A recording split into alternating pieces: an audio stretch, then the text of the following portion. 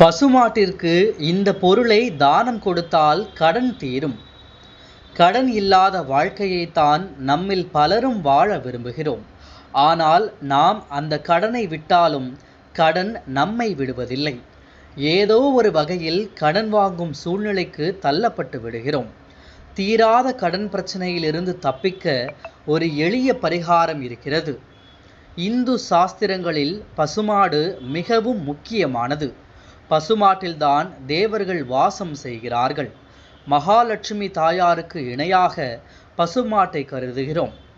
நாம் பசுமாட்டிற்கு எள் மற்றும் புண்ணாக்கை தானமாக வழங்க வேண்டும்.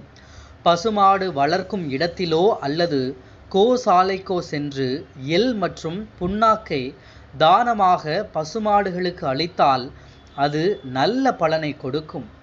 உங்களை கடனாளியாக்கக்கூடிய நேரம் உங்களுக்கு இருக்கும் பட்சத்தில் கூட அந்த தோஷத்தை நிவர்த்தி செய்யக்கூடிய சக்தி இந்த பரிகாரத்திற்கு உண்டு. இந்த பரிகாரத்தை நாம் செய்யும் பொழுது படிப்படியாக நம் கடன் குறைந்து வருவதை காணலாம். ஒருவேளை ஒருவருக்கு கடனே இல்லை, அவர்களின் கெட்ட நேரத்தால் கையில் இருக்கும் பணம் வீண் விரயம் ஆகிறது என்றாலும் கூட இந்த பரிகாரத்தை செய்யலாம்.